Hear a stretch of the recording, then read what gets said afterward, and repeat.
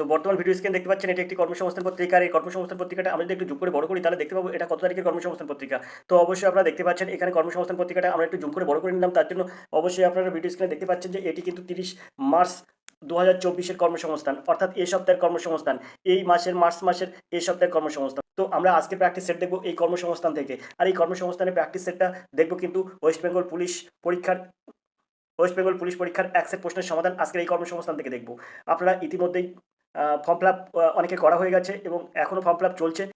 আশা করি আপনারা অনেকেই পশ্চিমবঙ্গ পুলিশ পরীক্ষার জন্য আবেদন করেছেন। তাদের জন্য এই প্র্যাকটিস সেটটা খুবই গুরুত্বপূর্ণ। তো আমরা সরাসরি চলে যাবো প্র্যাকটিস সেটে। তবে তার আগে একটা কথা আপনাদের বলে রাখি, আজকের কর্মসংস্থান পত্রিকায় কিন্তু একটা ভালো কোর্সের খবর বেরিয়েছে। দেখুন এখানে নার্সিং, এএনএম এবং জিএনএম নার্সিং কোর্সে কিন্তু 10,000 ছেলেমেয়ে ভর্তি হচ্ছে। অর্থাৎ ওয়েস্ট বেঙ্গল সরকার থেকে যে নার্সের কোর্সের ভর্তির জন্য কিন্তু আবেদনপত্র নেওয়া হচ্ছে, সেই খবরটা কিন্তু আজকের কর্মসংস্থান পত্রিকায় প্রকাশিত হয়েছে। তো এইটাই খুবই গুরুত্বপূর্ণ যারা নার্সের কাজ করতে চান তাদের জন্য। তো অবশ্যই এই কর্মসংস্থান পত্রিকায় এটা আপনারা দেখবেন। আমরা সরাসরি চলে যাব মূল প্র্যাকটিস সেটে। তো দেখবো সেখানে প্র্যাকটিস সেটটা কী আছে। তো চলুন সরাসরি চলে যাই মূল প্র্যাকটিস সেটে। তো আমরা সরাসরি চলে এলাম মূল প্র্যাকটিস সেটে। আপনারা অবশ্যই ভিডিও স্ক্রিনে দেখতে পাচ্ছেন যে এটি একটি পশ্চিমবঙ্গ পুলিশ কনস্টেবল পরীক্ষার প্র্যাকটিস সেট। তো আমরা প্র্যাকটিস সেটটা যদি একটু জুম করে বড় করে দেখি তাহলে দেখতেই পাবো যে এখানে পরিষ্কার লেখাই আছে পশ্চিমবঙ্গ পুলিশে কনস্টেবল। তো এই পশ্চিমবঙ্গ পুলিশে কনস্টেবল লেখাই আছে। আর এই পত্রিকাটার নাম হচ্ছে আর আর এটি কিন্তু কর্মসংস্থান পত্রিকা, উপরে লেখাই আছে আপনারা দেখতেই পাচ্ছেন। এখানে পুলিশ কনস্টেবল লেখা আছে, এখানেও দেখুন পুলিশ কনস্টেবল লেখা আছে। তো আমরা এখন চলে যাবো সরাসরি এই প্র্যাকটিস সেটে। তো আমরা এখন এই প্র্যাকটিস সেটটা কমপ্লিট করবো। যারা ওয়েস্ট বেঙ্গল পুলিশ পরীক্ষা দেবেন তাদের জন্য কিন্তু এই প্র্যাকটিসটা খুবই গুরুত্বপূর্ণ। তো কথা না বাড়িয়ে আমরা প্র্যাকটিস শুরু করি। তো সবার প্রথমে আমরা এখানে যে কলমটা আছে সেই কলমটা একটু পড়ে নেবো, কারণ যে কোনো পরীক্ষার ক্ষেত্রে কিন্তু কিছু জানা বোঝার দরকার আছে পরীক্ষার আগে। পরীক্ষার প্রশ্নপত্র বা পরীক্ষার কেমন প্রশ্ন আসবে বা কোন কোন বিষয় আছে বা কত ভ্যাকান্সি কতটা, সব কিছু জানা বোঝার আমাদের একটু বিষয় আছে। তাই আমরা এখানে যে কলমটা লেখা আছে আমরা সেই কলমটা কিন্তু আজকে প্রথমে পড়ে নেবো, তারপরে যে প্রশ্ন প্র্যাকটিস সেট শুরু করবো। তো চলুন সরাসরি একটু জুম করে বড় করে নিই যে প্র্যাকটিস সেটের শুরু করবো। তার আগে এখানে কী লেখা আছে আমরা একটু দেখে নেবো। তো এখানে দেখুন লেখা আছে পশ্চিমবঙ্গ পুলিশ কনস্টেবল পদে 11,749 জন। এখানে দেখুন ভ্যাকান্সিটা 11,749 জন ছেলেমেয়ে নেওয়া হচ্ছে। দরখাস্ত করার শেষ তারিখ কিন্তু 5 এপ্রিল। 5 এপ্রিল পর্যন্ত কিন্তু দরখাস্ত চলবে। তো আজকে কিন্তু মার্চ মাসের 26 তারিখ, এখনও কিন্তু 5 এপ্রিল, তার মানে এখনও 1 সপ্তাহ বা 2 সপ্তাহ মতো সময় আছে, 1-1.5 সপ্তাহ মতো সময় আছে। তো চাইলে আপনারা আবেদন করতে পারেন, এখনও পর্যন্ত আবেদন চলছে। তো এখানে ভ্যাকান্সিও অনেকটা আছে, 11,749 দেখতেই পাচ্ছেন। তো এবার তারপরে দেখুন কী আছে, প্রার্থী বাছাই করবে কিন্তু পশ্চিমবঙ্গ পুলিশ রিক্রুটমেন্ট বোর্ড। এবার থেকে এই পদের জন্য একটি লিখিত পরীক্ষা হবে। আগে কিন্তু দুটো করে হতো, আগের বছরেও কিন্তু দুটো লিখিত পরীক্ষা হয়েছিল। প্রথমে আপনার লিখিত পরীক্ষা হয়েছিল, একটা প্রিলি পরীক্ষা, তারপরে কিন্তু যেখানে যারা পাস করেছেন তাদের জন্য মার্ক ছিল, ফিজিক্যাল ছিল, এসবগুলো কিন্তু ফিজিক্যাল মেজারমেন্ট এসবগুলো কিন্তু আপনাদের করতে হয়েছে। তারপর যে একটা ফাইনাল পরীক্ষা হয়েছিল, কিন্তু এবার কিন্তু তা হবে না, এবার কিন্তু একটা করেই পরীক্ষা হবে।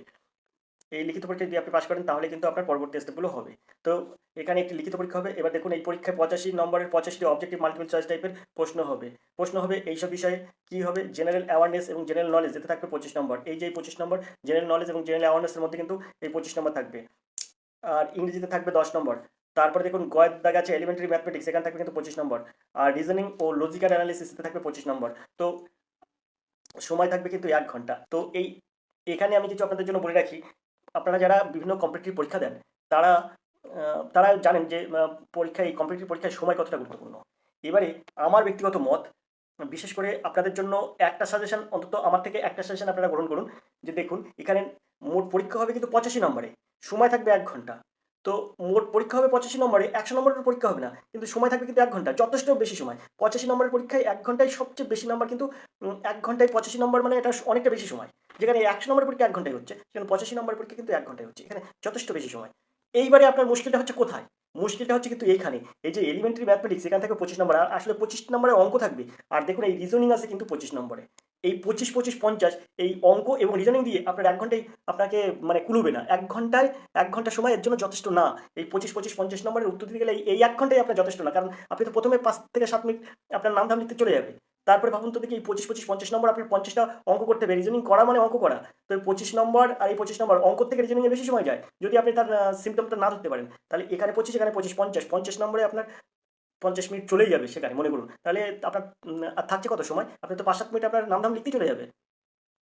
তাহলে এই জায়গাটায় আপনি কী করে বেশি নাম্বার পাবেন? এখানে এই অঙ্কে যে 25 নম্বর আছে আর এই যে রিজনিংয়ে যে 25 নম্বর আছে, এর জন্য আপনাকে চাই প্র্যাকটিস। আর সেই প্র্যাকটিসটা আমরা নিয়মিত করাচ্ছি। যেমন ধরনের অঙ্ক আসবে, যেমন ধরনের রিজনিং আসবে, আমরা কিন্তু নিয়মিত আপনাদের জন্য প্র্যাকটিস করাচ্ছি। তো দেখতে থাকুন আরেকটু টিউশন স্কুল। অবশ্যই আপনি যদি প্র্যাকটিস করেন তাহলে আপনার কিন্তু সফলতা আসবেই আসবে। এবার দেখুন নেগেটিভ মার্কিং আছে। আবার একটা মুশকিল, দেখুন এখানে নেগেটিভ মার্কিং আছে। 4টি প্রশ্নের ভুল উত্তরের জন্য প্রাপ্ত নম্বর থেকে 1 নম্বর কাটা হবে। তাহলে ভাবতে পারছেন তো 4টি প্রশ্ন ভুল গেলে আপনাকে 1 নম্বর কাটা হবে। এবার আমরা একটু উপর দিকে যাচ্ছি দেখি। এখানে বলছে দেখুন, প্রশ্ন হবে কিন্তু বাংলা ও নেপালি ভাষায়। এই পদের প্রিলিমিনারি লিখিত পরীক্ষা ঠিক যে ধরনের প্রশ্ন আসার সম্ভাবনা তেমনই আছে, প্রশ্ন তৈরি করছেন কে? রাজ্য সরকার মূল্যায়ন পর্ষদের কর্মরত নুরুল ইসলাম। নুরুল ইসলাম স্যার কিন্তু সুন্দর সুন্দর প্র্যাকটিস সেট করান। আমি কর্মসংস্থান থেকে আপনাদের জন্য প্রতিনিয়ত ভিডিও নিয়ে আসি। তো নুরুল ইসলাম স্যারের যে প্র্যাকটিস সেটটা আমরা করি, বেশিরভাগ দেখেছি মানে খুব মানানসই প্র্যাকটিস সেট, এবং পরীক্ষায় যা কিন্তু পরীক্ষা হুবহু এই একই রকম প্রশ্ন কিন্তু চলে আসে। তো চলুন নুরুল ইসলাম স্যারের কিন্তু আমরা এবার আজকে প্র্যাকটিস সেটটা দেখবো। তো সরাসরি আমরা প্র্যাকটিস সেটের 1 নম্বরের প্রশ্নে চলে যাবো। তো আমরা চলে এসেছি। তো আমরা এবার দেখবো, এটা জুম করে বড় করে দেখবো যে কি আছে প্রথম প্রশ্ন। তো প্রথম প্রশ্ন কি আছে আমরা এটা দেখবো। তো আমরা জুম করে বড় করার পরে একের দাগের প্রশ্ন দেখবো কি আছে। ফ্লিন্ট গ্লাস বিশেষভাবে কি প্রস্তুতিতে ব্যবহৃত হয়? তো দেখুন, আয়না প্রস্তুত করতে, চশমার কাঁচ প্রস্তুতিতে, গাড়ির সামনের কাঁচ প্রস্তুতিতে, আর ঘড়ির কাঁচ প্রস্তুতিতে। তো এই যে ফ্লিন্ট গ্লাস, এটা কি জিনিস? ফ্লিন্ট গ্লাসটা কি জিনিস? তো আপনাকে তারপরে আপনার কি কাজে ব্যবহার করা হয় আমি বলছি। তো এখানে যে ফ্লিন্ট গ্লাস আছে, এই ফ্লিন্ট গ্লাস হলো অপটিক্যাল গ্লাস, যার তুলনামূলকভাবে উচ্চ প্রতিসরণ সূচক এবং কম অ্যাবে নম্বর রয়েছে। এটা একটি উচ্চ প্রতিসরণ সূচক এবং কম অ্যাবে নম্বর রয়েছে। চকমকি চশমার কাজে কিন্তু এটা ব্যবহার করা হয়। একটি অ্যাবের সংখ্যা হচ্ছে 50 থেকে 55 বা তার কম। তো আমরা জানলাম কি, এই যে মানে প্রিন্ট গ্লাস, এটা হচ্ছে উচ্চ প্রতিসরণ যুক্ত একটি কাঁচ। এই চকমকে চশমা প্রস্তুত করতে কিন্তু এই কাজ ব্যবহার করা হয়, অর্থাৎ বিদ্যাক হবে এর সঠিক উত্তর, চশমার কাঁচ প্রস্তুতিতে।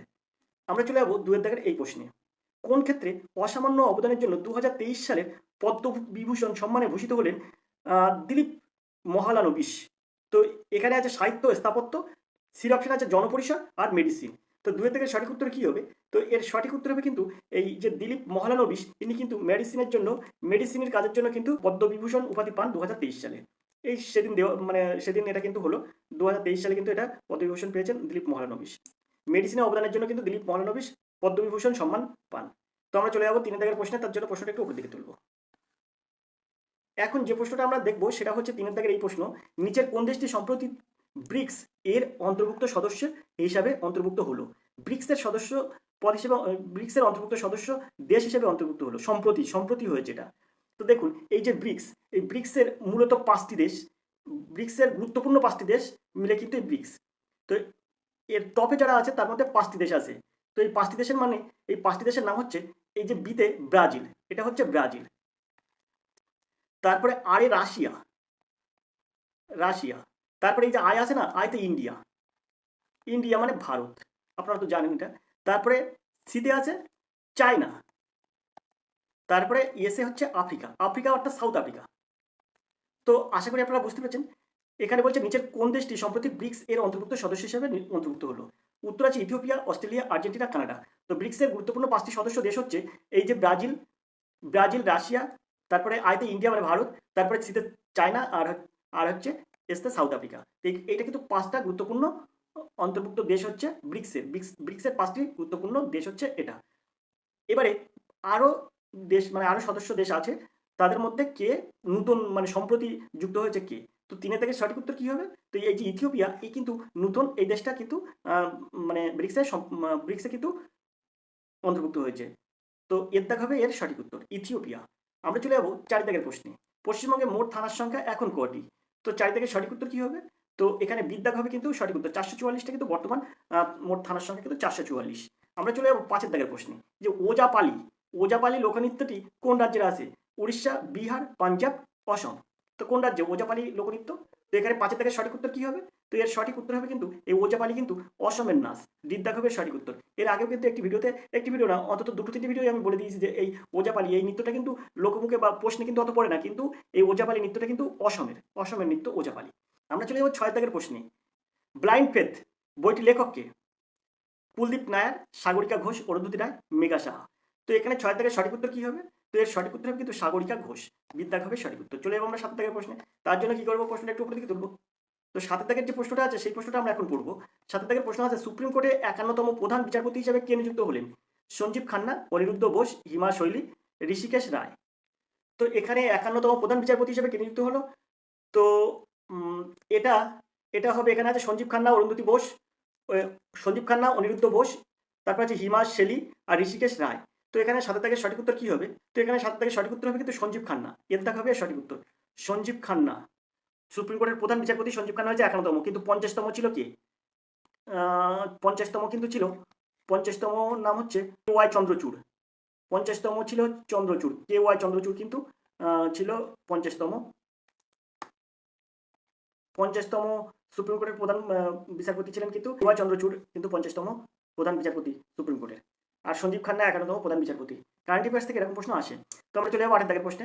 তো 8 দাগের প্রশ্ন আছে দেখুন, সুপ্রিম কোর্ট হলো অভিলেখ আদালত, সংবিধানের কোন ধারায় উল্লেখ আছে এটা? ধারা 127, 29, 131, 263। তো 8 দাগের সঠিক উত্তর কি হবে? ধারা 129, বিদ্যাক হবে সঠিক উত্তর। চলে যাবো 9 নম্বর প্রশ্নে। ভারতের জাতীয় সঙ্গীত কবে গ্রহণ করা হয়? যে ভারতের জাতীয় সঙ্গীত কবে গ্রহণ করা হয়, খুব ইম্পর্টেন্ট একটা প্রশ্ন, বিরাট বড় একটা ইম্পর্টেন্ট প্রশ্ন হচ্ছে এটা, ভারতের জাতীয় সঙ্গীত কবে গ্রহণ করা হয়? তো 9 থেকে সঠিক উত্তর কি হবে? ভারতের জাতীয় সঙ্গীত কিন্তু গ্রহণ করা হয়, এখানে অপশন আছে 24 জানুয়ারি 1950, 22 জানুয়ারি 1950, 24 জানুয়ারি 1947, 26 সেপ্টেম্বর 1950। তো এখানে 24 জানুয়ারি 1950 সালে কিন্তু এই ভারতের জাতীয় সঙ্গীত গ্রহণ করা হয়, 24 জানুয়ারি 1950। তো আমরা চলে যাবো 10 দাগের প্রশ্নে। প্রশ্নটা দেখবো কি আছে। তো এখানে 10 দাগের যে প্রশ্নটা আছে সেটা দেখুন, রাওলাট আইনকে উকিল নেহি, দলিল নেহি, আপিল নেহি বলে মন্তব্য করেন কে? এখানে বলছে বাল গঙ্গাধর তিলক, চিত্তরঞ্জন দাস, সৈয়দ মুজতবা আলী, মহাত্মা গান্ধী। তো এখানে 10 থেকে সঠিক উত্তর কি হবে? তো এই যে রাওলাট আইনকে উকিল নেহি, দলিল নেহি, আপিল নেহি বলে মন্তব্য করেন কিন্তু মহাত্মা গান্ধী, অর্থাৎ দ্বিতীয় হবে এর সঠিক উত্তর। আমরা চলে যাবো 11 দাগের প্রশ্নে। কাকড়াপাড়া, এই কাকড়াপাড়া বাঁধটি কোন নদীর উপরে অবস্থিত? সুন্দর প্রশ্ন, এবং এরকম প্রশ্ন কিন্তু যে কোনো কম্পিটিটিভ পরীক্ষার জন্য খুবই গুরুত্বপূর্ণ। এই কাকড়াপাড়া বাঁধটি কোন নদীর উপরে অবস্থিত? নর্মদা, তাপ্তি, কৃষ্ণা, কাবেরী। তো এখানে 11 থেকে সঠিক উত্তর কি হবে? তো এখানে 11 থেকে সঠিক উত্তর হবে কিন্তু এই তাপ্তি নদীর উপরে কিন্তু কাকড়াপাড়া বাঁধটি আছে, তাপ্তি নদীর উপরে, বিদ্যা হবে সঠিক উত্তর। চলে যাবো আমরা 12 দাগের প্রশ্নে। বক্সিং খেলায় ক্রীড়াক্ষেত্রকে কি বলা হয়? বক্সিং খেলার ক্রীড়াক্ষেত্রকে কি বলা হয়? তো এখানে আছে রিং, কোর্ট, ফিল্ড, মাঠ। তো এখানে 12 থেকে সঠিক উত্তর কি হবে? এর সঠিক উত্তর হবে কিন্তু রিং বলা হয়, এর দাগ হবে সঠিক উত্তর। বক্সিং খেলায় ক্রীড়াক্ষেত্রকে বলা হয় রিং। আমরা চলে যাবো 13 দাগের প্রশ্নে। প্রশ্ন আছে নিচের কোনটি জাতীয় আয় পরিমাপের পদ্ধতি নয়? এখানে আছে উৎপাদন পদ্ধতি, আয় পদ্ধতি, ব্যয় পদ্ধতি। আর ডির অপশন আছে রপ্তানি, আমদানি পদ্ধতি। তো এখানে 13 থেকে সঠিক উত্তর হচ্ছে কি, প্রশ্নটা হচ্ছে কোনটি জাতীয় আয় পরিমাপের পদ্ধতি নয়? তো এখানে 13 থেকে সঠিক উত্তর হবে কিন্তু রপ্তানি ও আমদানি পদ্ধতি, এটা কিন্তু জাতীয় আয় পরিমাপের পদ্ধতি নয়, অর্থাৎ রপ্তানি ও আমদানি পদ্ধতি, এটা দ্বিতীয় হবে সঠিক উত্তর। আমরা চলে যাবো পরের প্রশ্নে। পরের প্রশ্ন কি আছে? 14 দাগের প্রশ্ন। তো আমরা তার জন্য প্রশ্নটা একটু উপর দিকে তুলে নিলাম। এখন 14 দাগের যে প্রশ্নটা আছে সেই প্রশ্নটা দেখবো। 14 দাগের প্রশ্ন আছে আলিপুরদুয়ার শহরটি কোন নদীর তীরে অবস্থিত? সুন্দর প্রশ্ন। আলিপুরদুয়ার শহরটি কোন নদীর তীরে অবস্থিত? এখানে আছে অজয়, মহানন্দা, তিস্তা, কালজানি। তো এখানে 14 দাগের সঠিক উত্তর কি হবে? তো এর সঠিক উত্তর হবে কিন্তু কালজানি, অর্থাৎ দ্বিতীয় হবে সঠিক উত্তর। কালজানি নদীর তীরে কিন্তু আলিপুরদুয়ার শহরটি অবস্থিত। তো আমরা চলে যাবো 15 দাগের প্রশ্নে। 15 দাগের একটা সুন্দর প্রশ্ন আছে দেখুন, বাঁশ কি প্রজাতির উদ্ভিদ? গুল্ম, বৃক্ষ, বিরুৎ কোনটি নয়? সুন্দর সুন্দর প্রশ্ন আজকে প্র্যাকটিস সেটে। তো 15 দাগের সঠিক উত্তর কি হবে? তো 15 দাগের সঠিক উত্তর হবে কিন্তু বাঁশ একটি বিরুৎ জাতীয় উদ্ভিদ, সিদ্ধা হবে এর সঠিক উত্তর। আমরা চলে যাবো 16 দাগের প্রশ্নে। এআইটিইউসি এর প্রথম সভাপতিত্ব কে ছিলেন? জওহরলাল নেহরু, গান্ধীজি, লালা লাজপত রায়, মতিলাল নেহরু। তো এর সঠিক উত্তর কি হবে? তো এআইটিইউসি এর পুরো কথা হচ্ছে all India trade union Congress, all India trade union Congress. তো এআইটিইউসি এই কথাটার পুরো অর্থ হচ্ছে all India trade union Congress. এর প্রথম সভাপতি কে করেন? তো এর প্রথম সভাপতি করেন কিন্তু লালা লাজপত রায়। লালা লাজপত রায় ছিলেন এআইটিইউসি এর প্রথম সভাপতি, অর্থাৎ অল ইন্ডিয়ান ট্রেড ইউনিয়ন কংগ্রেসের প্রথম সভাপতি ছিলেন লালা লাজপত রায়। তো এর প্রথম সভাপতি করেন লালা লাজপত রায়। তো সেটা কত সালে? সেটা ছিল কিন্তু 31শে অক্টোবর 1920। 1920 সালের 31শে অক্টোবর কিন্তু এই লালা লাজপত রায় এআইটিইউসি এর প্রথম সভাপতি করেন। তো আমরা চলে যাবো 17 দাগের প্রশ্নে। চিরাগ শেট্টি নিচের কোন খেলার সঙ্গে যুক্ত? Hockey, football, tennis, badminton. তো এখানে 17 দাগের সঠিক উত্তর কি হবে? তো চিরাগ শেট্টি ইনি কিন্তু ছিলেন ব্যাডমিন্টনে, অর্থাৎ দ্বিতীয় হবে এর সঠিক উত্তর। চলে যাবো আমরা 18 দাগের এই প্রশ্নে। তো তার জন্য কি করবো? প্রশ্নটা একটু উপরে দিকে তুলবো। তো 18 দাগের যে প্রশ্নটা আছে সেটা দেখুন, কত সুন্দর একটা প্রশ্ন আছে। নিচের কে সংসদের কোনো কক্ষের সদস্য না হয়েও অধিবেশনে বক্তব্য রাখতে পারেন? তো এর সঠিক উত্তর কি হবে? এর অপশন আছে স্পিকার, বির অপশন আছে ক্যাগ, সির অপশন আছে প্রধান বিচারপতি, আর ডির অপশন আছে অ্যাটর্নি জেনারেল। তো এখানে প্রশ্নটা ভালো করে বুঝবেন, নিচের কে সংসদের কোনো কক্ষের সদস্য না হয়েও অধিবেশনে বক্তব্য রাখতে পারেন? তো 18 দাগের সঠিক উত্তর কি হবে? তো এর সঠিক উত্তর হবে কিন্তু এই attorney general.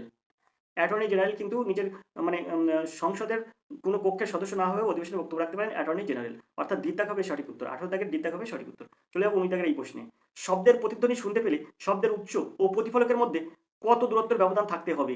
18 centimetre, 17 centimetre, 14 centimetre আর 16.6 সেন্টিমিটার। তো এখানে 19 দাগের সঠিক উত্তর কি হবে? তো এখানে কিন্তু 19 দাগের সঠিক উত্তর হবে কিন্তু এই যে আপনি দেখতে পাচ্ছেন 16.6 সেন্টিমিটার, অর্থাৎ দ্বিতীয় দাগ হবে সঠিক উত্তর 16.6 সেন্টিমিটার। চলে যাবো আমরা 20 দাগের প্রশ্নে। এখানে বলছে 45 ডিগ্রি কোণে আনত সমতল দর্পণে কটি প্রতিবিম্ব গঠিত হয়? 5টি, 7টি, 8টি, 13টি। এখন আমি যদি এখান থেকে উত্তর বলে দিই তাহলে খুব সহজে আপনারা উত্তরটা মুখস্থ করতে পারবেন। কিন্তু এখানে 45 এর জায়গায় 60 থাকলে কি হবে?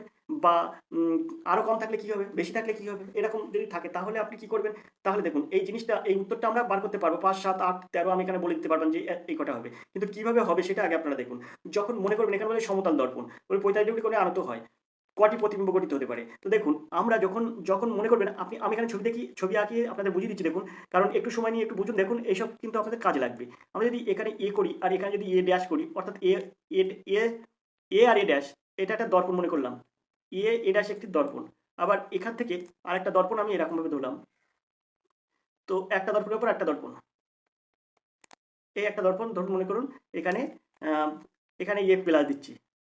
তো a dash R A plus, এই একটা দর্পণ আর এই একটা দর্পণ, দুটো দর্পণ। এই দুটো দর্পণের মাঝখানে এই জায়গাটায় আমি একটা বস্তু রাখলাম।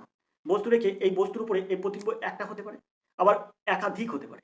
সেটা আমি কিভাবে প্রমাণ করব? তো এখানে দেখুন এই যে কোণটা উৎপন্ন হচ্ছে, এই কোণটার মান হয়ে যাচ্ছে, এখানে বলা আছে 45 ডিগ্রি, তাই আমি এখানে 45 ডিগ্রি দিয়ে দিলাম। কোণটার মান হচ্ছে 45 ডিগ্রি দিলাম। এখন এই বস্তুর উপর কটা প্রতিবিম্ব, এই বলেছে কটি প্রতিবিম্ব করতে হবে, কটি প্রতিবিম্ব, একটা হবে না একের অধিক হবে। সেটা কিভাবে প্রমাণ করবেন দেখুন। তো এর একটা সূত্র আছে, সেটার সূত্র হচ্ছে এই যে, মানে আপনি লিখবেন এন সমান সমান, এন সমান সমান কি হবে? এন সমান সমান হয়ে যাবে 360 degree by theta, 360 degree by theta minus 1। ব্যাস, এটা হচ্ছে একটা সূত্র। এখন এন মানে কি? এন মানে জটি। জটি বলতে এখানে বলেছে কটি প্রতিবিম্ব করতে হবে, সেটাই কিন্তু এন মানে জটি। এন মানে জটি, জটি মানে এখানে কটি, এই যে কটি প্রতিবিম্ব, তাই কিন্তু এনটা হবে সেই কটির জায়গায়। তো এন সমান সমান আমরা কি লিখবো? এই 360 ডিগ্রি বাই এই যে থিটার মানটা কত? থিটার মান এখানে এই যে বলেছে 45 ডিগ্রি, আমি এখানে 45 ডিগ্রি দিচ্ছি, তো থিটার মান 45 ডিগ্রি বসিয়ে দেবো। আর এই যে মাইনাস ওয়ানটা দিয়ে দেবো। তো এই 45 ডিগ্রি আর 360 ডিগ্রি এটা যদি আমি কাটি তাহলে কত হবে? তো হবে কিন্তু 8। এই 45 ডিগ্রি আর 360 ডিগ্রি যদি আমি কাটি 8 হবে। তো 8 যদি হয় তাহলে আমি কি করব? তো এন সমান সমান লিখবো 8 বিয়োগ 1 সমান সমান 7। আশা করি ক্লিয়ার আপনাদের। তো এই 7টি কিন্তু প্রতিবিম্ব সৃষ্টি হবে। তো এখানে বিদ্যাগ হবে এর সঠিক উত্তর। আশা করি আপনারা বুঝতে পেরেছেন অঙ্কটা। আমরা চলে যাবো পরের প্রশ্নে। পরের প্রশ্ন কি আছে আমরা দেখব। সুন্দর প্রশ্ন এবং মনোযোগ সহকারে আপনারা দেখুন, খুব সুন্দর সুন্দর প্রশ্ন আছে। 21 দাগের প্রশ্ন আছে দেখুন, পাল বংশের দ্বিতীয় প্রতিষ্ঠাতা কাকে বলা হয়? সুন্দর প্রশ্ন। আমরা জানি গোপাল হচ্ছে পাল বংশের প্রতিষ্ঠাতা, কিন্তু এখানে বলছে পাল বংশের দ্বিতীয় প্রতিষ্ঠাতা কাকে বলা হয়? তো এর সঠিক উত্তর কি হবে? তো 21 দাগের সঠিক উত্তর হবে কিন্তু প্রথম মহিপাল। এই মহিপাল কিন্তু এই পাল বংশের প্রতিষ্ঠাতা, প্রথম মহিপাল। তো পাল বংশে এই যে গোপাল যখন পাল বংশটা সৃষ্টি করেছিল, তারপরে এই যে দেবপাল আছে, দেবপালের পরে কিন্তু পাল বংশ টলমল অবস্থা হয়েছিল। তো এই সেখান থেকে কিন্তু এই প্রথম মহিপাল তুলে নিয়ে আসে, তাই প্রথম মহিপালকে কিন্তু বলা হয় পাল বংশের দ্বিতীয় প্রতিষ্ঠাতা। আশা করি আপনারা বুঝতে পেরেছেন। এখন আমরা দেখব 22 দাগের এই প্রশ্ন। 100 টাকার নোটে কোন স্থানের ছবি দেখতে পাওয়া যায়? মঙ্গলযান, পাম্পি, কোণার্কের সূর্য মন্দির আর রানী কি ভাব। পাম্পি হবে না কখনো, কারণ এখানে যদি হয় হাম্পি হতে পারে, কিন্তু এখানে পাম্পি আছে, এটা কখনো হবে না। তো এই 100 টাকার নোটে কোন স্থানের ছবি দেখতে পাবেন? তো সবসময় মনে রাখবেন এই যে মঙ্গলযান কোন টাকায় আছে, কোণার্কের সূর্য মন্দির কোন জায়গায় আছে, হাম্পি কোন টাকায় আছে, সব কিন্তু টাকার বিবরণ দিয়ে আমাদের একটা ভিডিও তৈরি করা আছে, 5 থেকে 7 মিনিটের সেই ভিডিও। যদি আপনারা দেখেন তাহলে সেখান থেকে আপনারা মানে খুব সহজে এই টাকা সম্বন্ধীয় যে প্রশ্ন থাকবে সেটা আপনি সমাধান করতে পারবেন। তো এখানে কিন্তু 100 টাকার নোটে এই রানী কি ভাব এর ছবি আছে, রানী কি ভাবের ছবি। 100 টাকার নোটে রানী কি ভাবের ছবি আছে। আমরা চলে যাবো 23 দাগের প্রশ্নে। ভারতে কত নম্বর ধারায় আর্থিক জরুরি অবস্থার কথা উল্লেখ আছে? 352, 365, 360, 358। তো 23 দাগের সঠিক উত্তর কি হবে? তো এখানে 23 দাগের সঠিক উত্তর হবে কিন্তু এই 360 ধারায় আর্থিক জরুরি অবস্থার কথা উল্লেখ করা আছে। সিদ্ধা হবে সঠিক উত্তর। চলে যাবো আমরা 24 দাগের প্রশ্নে।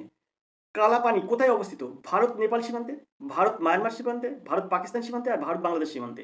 তো 24 দাগের সঠিক উত্তর কি হবে? তো এখানে ভারত এবং নেপাল সীমান্তে কিন্তু এই কালাপানি অবস্থিত, ভারত এবং নেপাল সীমান্তে, অর্থাৎ এর দাগ হবে এর সঠিক উত্তর। আমরা চলে যাবো পরের প্রশ্নে। পরের প্রশ্ন কি আছে দেখবো। তো পরের প্রশ্ন দেখবো তার আগে প্রশ্ন একটু উপর দিকে তুলবো। তো এখন পরের যে প্রশ্নটা আছে সেটা দেখুন, কত সুন্দর একটা প্রশ্ন আছে। হাম্বানটোটা হাম্বানটোটা পোর্ট নিচের কোন দেশে অবস্থিত? হাম্বানটোটা পোর্ট নিচের কোন দেশে অবস্থিত? তো এখানে আছে চীন, সিঙ্গাপুর, মালদ্বীপ আর শ্রীলঙ্কা। তো এখানে 25 দাগের সঠিক উত্তর কি হবে? তো এখানে 25 দাগের সঠিক উত্তর, সুন্দর প্রশ্ন কিন্তু এই প্রশ্নটা কিন্তু সুন্দর প্রশ্ন। এই হাম্বানটোটা পোর্ট এটা কোথায় আছে? তো এটা কিন্তু আছে শ্রীলঙ্কায়। ডিপ দাগ হবে এর সঠিক উত্তর। শ্রীলঙ্কাতে কিন্তু হাম্বানটোটা পোর্ট আছে। তো ডিপ দাগ হবে সঠিক উত্তর। আশা করি আপনারা বুঝতে পেরেছেন। 25 দাগের যে প্রশ্নটা আছে, তো এই 25 দাগের প্রশ্ন দিয়ে কিন্তু জেনারেল স্টাডিজ প্রশ্ন সমাধান করলাম। ইতিমধ্যে আপনারা যারা ওয়েস্ট বেঙ্গল পুলিশ পরীক্ষা দেবেন তারা কিন্তু জেনে গেছেন যে 25টা কিন্তু আপনার জেনারেল স্টাডিজ থাকবে, আর 25টা আপনার অঙ্ক থাকবে, 25টা রিজনিং থাকবে, আর 10টা মাত্র ইংরেজি থাকবে। তাহলে তাহলে আপনার যদি পরীক্ষায় একদম মানে খুব ভালোভাবে পাস করতে হয়, তাহলে কিন্তু আপনার অঙ্ক এবং রিজনিংয়ে খুব মনোযোগ দিতে হবে। আমরা কিন্তু এই প্র্যাকটিস থেকে জেনারেল স্টাডিজের প্রশ্ন সমাধান করলাম। আর আপনি এই জেনারেল স্টাডিজ এই 25টা প্রশ্নে আমি এখানে বলছি, যদি আপনি এইরকম প্রশ্ন না পড়েন তাহলে আপনি বলবেন যে না, এরকম প্রশ্নই পড়েনি। কারণ আমরা যে প্র্যাকটিস সেটে প্র্যাকটিস করাই তার কোনো না কোনো প্র্যাকটিস সেটের থেকে প্রশ্ন আসে। তো আশা করি এই যে 25টা প্রশ্ন এখানে আজকে যে নুরুল ইসলাম স্যার করেছেন, খুব সুন্দর সুন্দর প্রশ্ন করেছে। তো আপনি যদি ওয়েস্ট বেঙ্গল পুলিশ পরীক্ষায় পাস করতে চান তাহলে সবচেয়ে মনোযোগ দিতে হবে আপনাকে অঙ্কে এবং রিজনিংয়ে। তো এই রিজনিং এবং অঙ্ক কিন্তু আমরা নিয়মিত আপনাদের জন্য প্র্যাকটিস করাচ্ছি। তাই আপনারা দেখতে থাকুন আর টিউশন স্কুল। আমরা কিন্তু এবারে 26 দাগের প্রশ্নটা সমাধান করব। তো 26 দাগের যে প্রশ্নটা আছে সেটা কিন্তু একটা অঙ্ক। আর এই অঙ্ক কিন্তু আমি বারবার বলছি আপনাদের খুবই গুরুত্বপূর্ণ, যারা ওয়েস্ট বেঙ্গল পুলিশ পরীক্ষা দেবেন। তো এখানে অঙ্ক আছে, একটি নৌকা স্রোতের প্রতিকূলে কোনো দূরত্ব 8 ঘন্টা 48 মিনিটে অতিক্রম করে। স্রোতের অনুকূলে সমদূরত্ব 4 ঘন্টায় অতিক্রম করে। নৌকার বেগ ও স্রোতের বেগের অনুপাত কত? তো দেখুন এখানে খুব সুন্দর সহজে এসব সমাধান করা যায়, খুব সুন্দর অঙ্ক। হ্যাঁ, এখানে বলছে অনুকূলের বেগ আর এখানে বলছে প্রতিকূলের বেগ। আর অনুকূলের বেগ মানে নৌকার বেগ যোগ স্রোতের বেগ। তো মানে একটা এক্স আর একটা ওয়াই ধরলে নৌকার বেগ এবং স্রোতের বেগ একটা কি এক্স হচ্ছে, একটা কি ওয়াই হচ্ছে। নৌকার বেগ যদি এক্স ধরি তাহলে স্রোতের বেগ হচ্ছে ওয়াই। তাহলে আমি বলতে পারবো কি একটা এক্স প্লাস ওয়াই, তার মানে এটা অনুকূলে অনুকূলে যাচ্ছে। আর একটা কি বলতে পারবো, একটা বলতে পারবো এক্স মাইনাস ওয়াই, এটা কিন্তু প্রতিকূলে যাচ্ছে। এখন এটা কিন্তু ঘন্টায় যাচ্ছে, এটা এটা যদি আমি মানে করি এক্স প্লাস ওয়াই, এটা কিমি পার ঘন্টা, কিমি পার ঘন্টায় কিন্তু যাচ্ছে এই যে অনুকূলে বেগ যাচ্ছে, আর প্রতিকূলের বেগ হচ্ছে এই যে কিমি পার ঘন্টা। এখন বলছে উনি প্রতিকূলে কোনো দূরত্ব যদি 8 ঘন্টা সময় লাগে, অর্থাৎ 1 ঘন্টায় যায় এত, তাহলে 8 ঘন্টা যাবে কতটা? এর সঙ্গে 8 গুণ হবে এক্স মাইনাস ওয়াই, তার সঙ্গে 8 ঘন্টা কত মিনিট? 8 ঘন্টা 48 মিনিট গুণ হয়ে যাবে। তো 8 ঘন্টা 48 মিনিট সমান কত মিনিট? 8 ঘন্টা 48 মিনিট সমান আপনার 8 পূর্ণ 48 বাই 60। তো এটাকে যদি আমি ক্যালকুলেশন করি, সেখানে 6 8 48 আর 6 10 60, 4 দিয়ে ক্যালকুলেশন করলে 4 12 48, 4 আর 5 12 60, নিচে হয়ে যাবে কিন্তু 5, উপরে যাবে 4 আর নিচে হবে 5, 12 দিয়ে কাটাকুটি করলে উপরে 4 আর নিচে 5। তো এখানে কত হচ্ছে? 5 40 44, তাহলে এখানে হবে কত? 44। তাহলে এখানে হবে কত? এই 44 বাই 5। এটা তো আমরা যদি আমরা এই যে 8 ঘন্টা 48 মিনিট, এইটা সমান সমান হয়ে যাচ্ছে 5 40 44, 44 বাই 5 এত ঘন্টা। তো আমরা প্রতিকূলে এক্স মাইনাস ওয়াই কিমি যাই 1 ঘন্টায়, তাহলে এই 44 বাই 5 ঘন্টায় কতটা যাবে? তো এর সঙ্গে 44 বাই 5 ঘন্টা গুণ করে দেবো আমরা। এখানে অনুকূলের বেগ আছে দেখুন এক্স প্লাস ওয়াই কিমি পার ঘন্টা, তাহলে 4 ঘন্টায় কত যায়? 4 ঘন্টায় যাই এক্স প্লাস ওয়াই গুণ 4, আমরা এখানে একটা সমান সমান দেবো। এখন এবার এটাকে আমরা ক্যালকুলেশন করবো। তো এটা যদি ক্যালকুলেশন করি, এই 4 আর এই 44 কাটবে, 4 11 44 হবে, কারণ উপরে আছে। তাহলে এর সাথে এটা গুণ হয়ে যাবে, তো এখানে যাবে 5x প্লাস 5y, আর এটা হয়ে যাবে কি, এটা হচ্ছে 11x, তাহলে এখানে যাবে 11x মাইনাস 11y। এখন এই দুটো যদি আমরা ক্যালকুলেশন করি, তাহলে এখানে আমরা বলতে পারবো 11x আর এই প্লাস 5x টা সেটা আসলে মাইনাস 5x, আর এখানে আছে 11, এখানে আছে প্লাস 5y, এই প্লাস 5y দিয়ে দেবো, আর মাইনাস 11y সেটা গেলে কিন্তু হবে প্লাস 11y। এখন এখান থেকে যদি আমরা ক্যালকুলেশন করি, তাহলে এখান থেকে থাকবে কি, এখান থেকে থাকবে 6x সমান সমান 16y, তাহলে x ইস টু y সমান সমান কি 16 ইস টু 6, 16 ইস টু 6 সমান সমান কত? 2 তে যদি কাটি তাহলে 8, 8 দিনের 16, আর 6টা যদি 2 তে কাটি তাহলে 3 দিনের 6, তো 8 ইস টু 3। তো 8 ইস টু 3 হচ্ছে সঠিক উত্তর, এই যে বিদ্যা হবে সঠিক উত্তর 8 ইস টু 3। আশা করি অঙ্কটা আপনারা বুঝতে পেরেছেন। চলে যাবো 7 দাগের প্রশ্ন। 30 জন ছাত্রের গড় নম্বর 65, 36 জন ছাত্রের গড় নম্বর 35। এখন ওই পাশে চলে যাবো, এদিকে মনে রাখবেন ভালো করে, 30 জন ছাত্রের গড় নম্বর 65 এবং 36 জন ছাত্রের গড় নম্বর 35। আমরা চলে যাবো ওই পেজে। তার জন্য বাম দিকে একটু সরে নিয়ে দেখবো এখানে কি আছে লেখা। এখানে আবার লেখা আছে দেখুন, এখানে আবার লেখা আছে 34 জন ছাত্রের গড় নম্বর 45 হলে মোট ছাত্রের গড় নম্বর নির্ণয় করুন। তো এখানে তাহলে কি হবে, এর সহজে সমাধান করবেন দেখুন পরিষ্কার। 30 জন ছাত্রের মোট নম্বর কত আছে? ওই পাশে 30 জন ছাত্রের গড় নম্বর আছে 65, তাহলে মোট নম্বর কত হয়? তো এখানে 65 গুণ 30, তাহলে কত হবে? তো এখানে 3 5 15 5 হাতে 1, 318 1 19, তো 1950 কিন্তু এই 30 জন ছাত্রের মোট নম্বর। এবারে আবার বলেছে কি, আবার বলেছে কিন্তু 36 জন ছাত্রের গড় নম্বর কিন্তু বলেছে 35, আগের পেজে আছে। তো এখানে আমরা 36 জন ছাত্রের মোট নম্বর কত পাবো? তাই কি করব, তাই 36 গুণ 35 করব। 36 জন ছাত্রের তো গড় নম্বর 35, তাহলে মোট নম্বর হবে 35 দিয়ে গুণ হয়ে যাবে 36 কে। এটা যদি গুণ করি তাহলে হবে কত? তাহলে হবে কিন্তু 1260, গুণ করবেন, করলে 1260 হবে। এবারে এখানে বলছে 34 জন ছাত্রের গড় নম্বর কত? 45, তাহলে মোট নম্বর কত? তো 34 গুণ 45, তাহলে কত হবে? 34 গুণ 45 মানে হয়ে যাবে 1530। 1530। তো এখানে হচ্ছে 1956, এখানে হচ্ছে 1260, এখানে হচ্ছে 1530। তো আমরা যদি এগুলো যোগ করি আর এইদিকে মোট ছাত্র যদি যোগ করি তাহলে কি হবে? তো এখানে মোট ছাত্র কত আছে? এখানে 34 জন, এখানে 36 জন, আর এই জায়গায় আছে 30 জন, মানে ছাত্রটা হবে এইদিকে। তো 30 জন আগে আমরা পড়ে এসেছি, ওই পেজে 30 জন ছাত্র, আর একটা পেজে পড়ে এসেছি 36 জন ছাত্র। তো 30 আর 36 কত হয়? 30 আর 30 60 66 হয়, আর এখানে আছে 34, 66 আর 34 কত হয়? 100। তো এই 100 জন ছাত্রের মোট নম্বর কত? 100 জন ছাত্রের মোট নম্বর হচ্ছে, এখানে লিখছি 100 জন ছাত্রের মোট নাম্বার, 100 জন ছাত্রের মোট নম্বর হচ্ছে, এইগুলো যোগ করতে হবে 1956, 1260 আর 1530। যোগ করলে কত হবে? যোগ করলে হবে 47 40, অর্থাৎ 4740। তো 100 জন ছাত্রের মোট নম্বর হচ্ছে 4740, তাহলে গড় নম্বর কত? তো গড় সমান সমান হয়ে যাবে এই 4740/100। এই শূন্য আর এই শূন্য কাটবে, আর তো কাটবে না, তাই এবার নিচে 10 আছে, তাই শূন্য, একটা শূন্য এক ঘর আগে আসবে, তাহলে এটা হয়ে যাবে 47.4। তো 47.4 এর সঠিক উত্তর এখানে আছে, এই দেখুন 47.4, অর্থাৎ সিধাভাবে এর সঠিক উত্তর। আশা করি অঙ্কটা আপনারা বুঝতে পেরেছেন। চলে 28 দাগের প্রশ্নে। তো আমরা এবার দেখবো যে অঙ্কটি, সেটা হচ্ছে 28 এর এই অঙ্ক। দেখুন এখানে অঙ্ক আছে, কোনো দ্রব্যের মূল্য প্রতি বছর 20% হ্রাস পায়। যদি দ্রব্যটির বর্তমান মূল্য 5120 টাকা হয়, তবে 3 বছর আগে দ্রব্যটির মূল্য কত? যেহেতু 20% করে প্রত্যেক বছর হ্রাস পায়, তাহলে 3 বছর আগে কত ছিল? তো দেখুন এই অঙ্কটা আপনি কিভাবে সমাধান করবেন? এই 5120 লিখবেন, এখানে 5120 গুণ চিহ্ন দেবেন। এবারে দেখুন 20% হ্রাস পেয়েছে, তার মানে আগে 100 টাকা হলে এখন কত হয়? 80 টাকা। 20% হ্রাস করার কথার অর্থ হচ্ছে 20% হ্রাস, এই কথার অর্থ হচ্ছে 80/100। তার মানে আগে ছিল 100 টাকা, এখন হয়েছে 80 টাকা।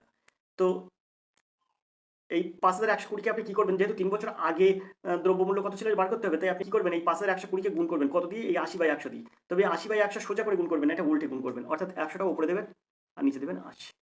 গুণ করুন 100 উপরে আবার নিচে 80, গুণ করুন 100 উপরে আর নিচে 80। এবার আপনার প্রশ্ন আসতে পারে, আমরা 3 বার দেবো কেন? এটা আমরা 3 বার দেবো কেন? দেখুন 1 2 3 বার দিয়েছি, কারণ এখানে যে 3 বছর আছে তাই আমরা 3 বার দিয়েছি। এখন আমরা এটাকে কাটাকুটি করবো। কিভাবে কাটাকুটি করবো? দেখুন এই শূন্যটা আর এই শূন্যটা কাটবো, আর এই 100 একটা শূন্য আর এই একটা শূন্য কাটবো, 80 একটা শূন্য কাটবো, আবার এই 100 একটা শূন্য কাটবো, এই 80 একটা শূন্য কাটবো। এবার দেখুন এবারে উপরে আছে কিন্তু 5 আর 120, তারপরে 100 আর 10 আছে, আর নিচে আছে 8 8 8। তো আমি 512কে, এই 5112কে, 5120কে আমরা 8 দিয়ে কাটবো। তো 8 দিয়ে কাটলে কত হবে? এখানে 51, 6 টা 48, 6 8 48, মানে 6 বার যাবে, 6 8 48 আর 3 দাও 51, 32 হবে, 4 8 32, তারপর 640। অর্থাৎ 8কে যদি 5120 দিয়ে কাটা হয়, 5120 যদি 8 দিয়ে কাটা হয়, তাহলে হয়ে যাচ্ছে 640। 640কে আবার এই 8 দিয়ে আরেকটা 8 দিয়ে কাটবো, 8 8 64, তার মানে এখানে হয়ে যাবে 80। আবার এই 80কে এই 8 দিয়ে কাটবো, তাহলে এখানে হয়ে যাবে 10। তাহলে এখানে আছে 10, আর এখানে আছে 100, আর এখানে আছে 10। তো এখানে কত হচ্ছে? 10 10 10 100, আর 100কে 100 দিয়ে গুণ করলে 10,000 হচ্ছে। 1 2 3, অর্থাৎ এই যে সিদ্ধাভাবে এর সঠিক উত্তর 10,000 টাকা। আশা করি অঙ্কটা আপনারা বুঝতে পেরেছেন। আমরা যেটা দেখবো কি আছে। তো পরের প্রশ্ন আছে, দেখুন 30 দাগের প্রশ্ন আছে। তো 30 দাগের প্রশ্ন কি আছে? যদি এখানে বলছে, দেখুন যদি 6 ইন্টু √15, যদি √6 ইন্টু √15, এটা ইন্টু কিন্তু গুণ, √6 ইন্টু √15 সমান x √10 হয়, তবে x এর মান কত? তো এই অঙ্কটা খুবই সহজ। আমরা এখানে যদি গুণ বলেছে, তাই আমরা এখানে √90 করতে পারি, এটা সমান সমান x √10 করতে পারি। এখন 90টাকে এর মধ্যে ভাঙালে এরকম করতে পারি, মানে 3, এখানে 3 গুণ 3 গুণ 5 দিনও 10, মানে 10 শুধু দেবো, কারণ 5 আর 2 এর মধ্যে কোনো জোড় সংখ্যা হবে না, বেরোবে না, তাই আমরা এরকম করে দিলাম 3 গুণ 3 গুণ 10 আর x √10। তো আমরা এই দুটো 3 মিলিয়ে একটা 3 বাইরে বার করে নিয়ে আসতে পারি, আর এই √10টা √10 এর মধ্যে রেখে দিতে পারি, আর এখানে x √10 রাখতে পারি। তো এই √10টা কেটে যায়, তো এখানে x সমান সমান 3 হয়ে যায়। তো এর সঠিক উত্তর হবে, তো x সমান সমান 3। তো এর সঠিক উত্তর হবে x সমান সমান 3, অর্থাৎ এর দাগ হবে সঠিক উত্তর, x সমান সমান 3। তো আমরা এবার দেখবো 31 দাগের এই প্রশ্নটি। পাইপ এ ও বি একটি চৌবাচ্চা পূর্ণ করে যথাক্রমে 8 ঘন্টা ও 6 ঘন্টায়। যদি 2 ঘন্টা একসঙ্গে কাজ করার পরে এই পাইপটা বন্ধ করা হয়, তবে চৌবাচ্চাটি কতক্ষণে পূর্ণ হবে? সুন্দর একটি অঙ্ক, খুব সহজেই অঙ্ক সমাধান করা যাবে। তো আমরা কি করবো? 8 আর 6 লসাগু করবো। তো এই 8 আর 6 লসাগু হয়ে যাবে কিন্তু 24, তো আমি এখানে 24টা দেবো। এখন এই জায়গায় একটা দাগ কাটবো, এই জায়গায় একটা দাগ কাটবো। কেন কাটলাম? কারণ এখানে লিখবো এ আর এখানে লিখবো বি, কারণ দুটি নল এ আর বি, দুটি পাইপ এ আর বি, তাই আমি লিখলাম এ আর বি। প্রথম এ পাইপটা 8 ঘন্টায় পূর্ণ করতে পারে, তাহলে 8 ঘন্টায় যদি 24 মিনিট জল পূর্ণ করতে পারে, তাহলে 1 ঘন্টায় কত ইউনিট পূর্ণ করবে? 1 ঘন্টায় করবে 3 ইউনিট, 3 ইউনিট। বি 6 ঘন্টায় যদি 24 ইউনিট জল সরবরাহ করতে পারে, তাহলে 1 ঘন্টায় কত করবে? তাই এখানে 4 ইউনিট। এখন এ 1 ঘন্টায় 3 ইউনিট, বি 1 ঘন্টায় 4 ইউনিট জল সরবরাহ করে। এখন বলছে যদি 2 ঘন্টা একসঙ্গে খোলার পরে এ পাইপ বন্ধ করা হলো, তো 2 ঘন্টায় তারা দুজনে কতটা জল সরবরাহ করবে? এ 1 ঘন্টায় 3 ইউনিট জল সরবরাহ করে, 2 ঘন্টায় কতটা করবে? তাই আমরা এখানে 2 দিয়ে গুণ করে দেবো, তাহলে এখানে 6 ইউনিট জল সরবরাহ করবে। 2 ঘন্টায় এ নল কতটা করবে? 6 ইউনিট জল সরবরাহ করবে। বি 1 ঘন্টায় করে 4 ইউনিট জল সরবরাহ, তাই 2 ঘন্টায় কতটা করবে? তো 2 দিয়ে গুণ করে দেবো, তাহলে 8 ইউনিট। আশা করি বুঝতে পেরেছেন। 2 ঘন্টায় এ সরবরাহ করবে 6 ইউনিট আর বি সরবরাহ করবে 8 ইউনিট। তাহলে 2 ঘন্টায় ওরা দুজনে মোট কত ইউনিট জল সরবরাহ করবে? তা 8 আর 6 14 ইউনিট জল 2 ঘন্টায় সরবরাহ করবে। এখন 2 ঘন্টার পরে কতটা জল বাকি থাকবে? আছে তোমার 24 ইউনিট জল। 24 ইউনিট জল তো মোট আছে। 24 ইউনিট থেকে 8 আর 6 14, 2 ঘন্টায় তারা দুজনে 14 ইউনিট জল সরবরাহ হয়ে গেছে। তাহলে 24 থেকে 14 আপনি বাদ দিন। 24 বিয়োগ 14, তো পড়ে থাকবে কত? এই যে 10 ইউনিট। এই 10 ইউনিট জলটা কি করতে হবে? এই জায়গাটা এবার আসতে হবে। এই পাইপটা বন্ধ হয়ে গেল। এই 10 ইউনিট জল বাকি থাকতে, মানে চৌবাচ্চায় 10 ইউনিট জল এখন গেলেতে পূর্ণ হবে। তো 10 ইউনিট জল বাকি থাকতে কি হয়েছে? এই পাইপ বন্ধ করা হয়ে গেছে। তাহলে বাকি জলটা বি পাইপ খাটাতে হবে, বি পাইপই তুলবে। তো 10 ইউনিট জল তুলতে বি পাইপে কত সময় লাগবে? তো এই যে বি পাইপ 1 ঘন্টায় 4 ইউনিট জল সরবরাহ করে। বি পাইপ কি করে 1 ঘন্টায় 4 ইউনিট জল সরবরাহ করে। বি পাইপ 1 ঘন্টায় 4 ইউনিট জল সরবরাহ করে। 10 ইউনিট জল সরবরাহ করতে কত লাগবে? তো 4 দিয়ে ভাগ হয়ে যাবে। তো এখানে হয়ে যাবে 2 × 1 2 ঘন্টা। তো এর সময় লাগবে কত? বির সময় লাগবে কিন্তু 10 ইউনিট জল সরবরাহ করতে 2 × 1 2 ঘন্টা। অর্থাৎ সম্পূর্ণ চৌবাচ্চা পূরণ করতে তাহলে তবে চৌবাচ্চাটি কত, পাইপ বন্ধ করার পর চৌবাচ্চাটি কত করে পূর্ণ হবে? 2 × 1 2 ঘন্টায় পূর্ণ হবে। অর্থাৎ সিদ্ধাভাবে সঠিক উত্তর। এখানে হবে 2। এখানে একটা ভুল দেওয়া আছে, 2 × 1 2 ঘন্টা, অর্থাৎ সিদ্ধাভাবে সঠিক উত্তর। আশা করি অঙ্কটা আপনারা বুঝতে পেরেছেন। আমরা চলে যাবো পরের প্রশ্নে। পরের প্রশ্ন দেখবো কি আছে, তবে তার জন্য প্রশ্নটা একটু উপরের দিকে তুলবো। এখন আমরা দেখবো এই 32 দাগের এই প্রশ্নটি। তো 32 দাগের যে প্রশ্নটা আছে, খুব সুন্দর একটি প্রশ্ন আছে। একটি ঘড়ির ধার্য মূল্য 720 টাকা। এক ব্যক্তি সেই ঘড়ি দুবারের ছাড়ে 550.80 টাকায় ক্রয় করে। যদি দুটি ছাড়ের মধ্যে একটি 10% হয় তবে অন্যটি কত? তো দেখুন অন্যটি খুব সুন্দর সহজে এটা সমাধান করব। তো দুটি ছাড়ের মধ্যে একটি আছে 10% ছাড়। তাই একটি 10% ছাড় মানে 720 টাকার উপর 10% ছাড় দিলে কত হয়? 720 উপর 10% ছাড় মানে 72 টাকা ছাড় হবে। তো 720 বিয়োগ 72, যদি আমরা এটাকে বিয়োগ করি তাহলে কত হবে? 2 আর কত হলে 10, 8 হলে 10, হাতে 1, 7 রেখে 8, 8 আর কত হলে 12, 4 হলে 12, হাতে 1, 1 আর কত হলে 7, 6 হলে 7। তা হয়ে যাবে 648 টাকা। তাহলে 648 টাকা কিন্তু একটা 10% ছাড়ে দাম পাবো 648। কিন্তু এখানে বলেছে দুবার ছাড় দিয়ে একবার হয়েছে, মানে দুবার ছাড়ে সে 550.80 টাকায় কিনেছে।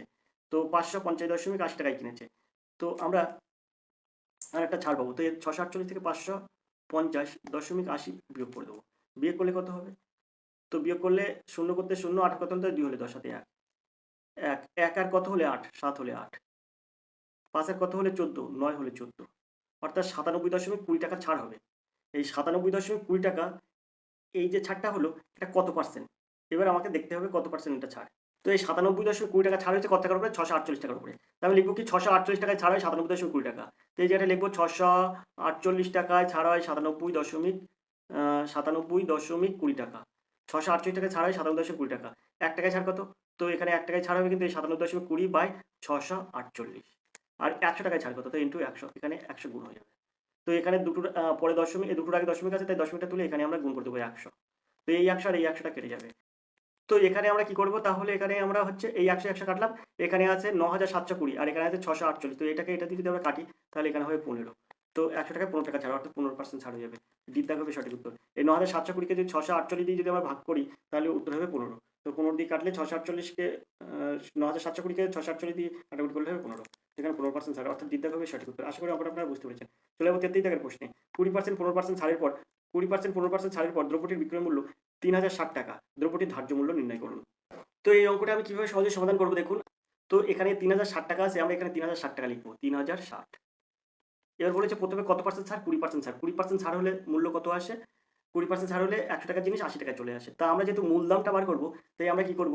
এখানে 20% ছাড় কথার অর্থ হচ্ছে 80/100। 100 টাকা ছিল 80 টাকা আছে। তো আমরা যেহেতু মূল দামটা বার করব, বলছে ধার্য মূল্য নির্ণয় করো, দ্রব্যটির ধার্য মূল্য নির্ণয় করো, মানে আগের মূল্যটা বার করব। তাই আমরা কি করব? 3060 কে গুণ করব কত দিয়ে? এই 80/100 দিয়ে। তবে সোজা হবে না, উল্টোভাবে। কারণ আমরা মানে মূল দামটা বার করছি, তাই আমরা কিন্তু এটা উল্টোভাবে গুণ করব। উপরে 100 দেবো আর নিচে দেবো 80। এর আগেও একটা অঙ্ক কিন্তু আপনাদের বলে দিয়েছি এই বলতে। এবার এখানে বলছে 15% ছাড়। 15% ছাড় মানে 100 টাকার উপরে 15 টাকা ছাড়। তার মানে এটা হয়ে যাবে 85। 85/100। তো আমি এবার এটাকে কি করব? এটাকে কিন্তু গুণ করব। কত দিয়ে? এটা উল্টে গুণ করব। ওই 100টা উপরে দেবো আর 85টা নিচে দেবো। ব্যাস, এবার অঙ্কটা করব। তো এখানে 85 আছে। তো আমরা যদি এটাকে কাটাকুটি করি তাহলে কি হবে? এটা 5 × 85 অর্থাৎ 17 দেবো। আর এখানে হয়ে যাবে 5 × 6 = 30, 5 × 1 = 5, 12 = 60, 612। এইটা আর এটা দিয়ে কাটলে হয় 36। 3 × 17 = 51 আর 6 × 17 = 102। এটা হয়ে যায় 36। আর এই 8 আর এই 36 কাটলে হয়ে যায় 4 × 8 আর এখানে 4 × 9 = 36, 9। আর 2 আর এই 10 কাটলে হয়ে যায় 5। তো 5 কে আমরা যদি 9 দিয়ে গুণ করি 5 × 9 = 45 আর 100 দিয়ে গুণ করলে হয়ে যাবে 4500। তো বিদ্যাকবের সঠিক উত্তর। আশা করি অঙ্কটা আপনারা বুঝতে পেরেছেন। তো আজকের ভিডিও আমরা এই 33 দাগের পর্যন্ত অঙ্ক করলাম। আজকের এই ভিডিওতে আমরা 33 দাগের অঙ্ক পর্যন্ত করলাম। এরপরে আমরা কিন্তু ইংরেজি প্রশ্ন দেখব এবং রিজনিং এর প্রশ্ন আছে সেগুলো দেখব। তো অঙ্ক প্রশ্ন আমরা 33 দাগ পর্যন্ত করলাম এবং ওদিকে 25টা জেনারেল স্টাডিজের প্রশ্ন সমাধান করলাম। বাকি অঙ্ক এবং রিজনিং, ইংলিশ পরের ক্লাসে। তো আজকে ভিডিও এই পর্যন্ত। দেখতে থাকুন আর টিউশন স্কুল। ধন্যবাদ। আপনার দিন শুভ হোক।